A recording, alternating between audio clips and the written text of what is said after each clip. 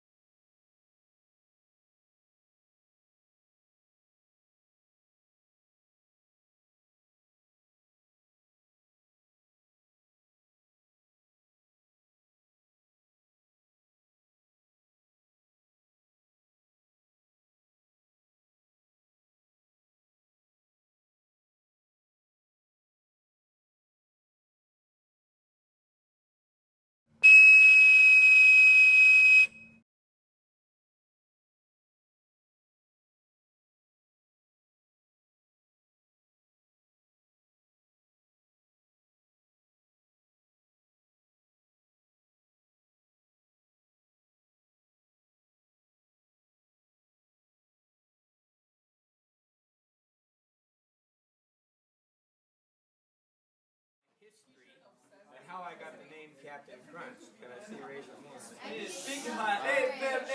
How many do know? Or yeah, how many people know his story and how many people know his story? I want to hear the story from you. That's Okay, you can hear it together. Yeah, so go ahead, Captain. Okay, I'll start off by saying that I was kind of minding my own business, experimenting around with an FM transmitter. And I hooked an antenna to it, and I wanted to see how far I could transmit. So as I was driving around, I was listening to my music and discovered it had a range of about 5 miles. I went back home, and then I went on the microphone, and I says, if anybody could hear this station, call me at 264-1999. And so I got a call from this blind kid, Denny. And when Denny called me, he gave me a signal report, and I says, great, thanks for the signal report. So then I wanted to call, and I said, what's your number? And he gave me this number of 0045, and that number was a test number. He didn't want to give me his real number. So when I called the number, I got a tone. I called the operator up, and she said it was a special test number. About 2 weeks later, Denny called me up again and asked me if I wanted whether I was going to put it on the air permanently, and I said, no.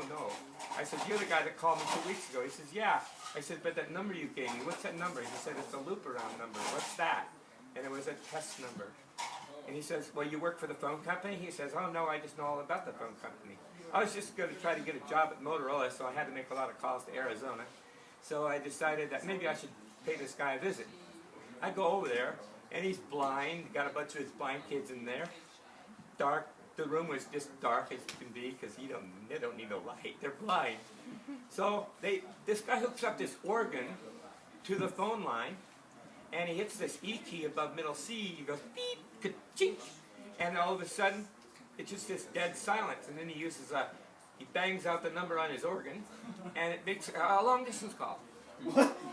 Wow, cool. I need to know how to do that. So I was given the frequencies, but I was given the frequencies not as 700, 900, 1100. I was given the frequencies as keys on a piano. So what I did was I went home and immediately built the blue box. I had one built in probably 35 or 40 minutes. At least I had a 6-button oscillator. I had to put 2 of them at the same time to mix the numbers because I didn't have a diode matrix built yet. And I went to my piano and used my perfect pitch to find the frequencies and tuned it up, hooked it to the phone line, and dialed an 800 number, and oh my God, it worked. And I could call any number, and then later I called Denny back up, and I says, Denny, this thing works. What did you do? I said, I built my own. How could you build your own? I said, I thought you needed an organ. No, I just built it. And he got really impressed about that. And so we get it on these conference calls and stuff like that. And then there was like 211, dial 604, key pulse, 604, 2111 start, and that puts you into Vancouver's old system. and it's like this conference call, and you get like an infinite number of people up there. You had to have the technology to get up there, so only the elite people had it. All the people who were up there were really knowledgeable about the internal workings of the phone company.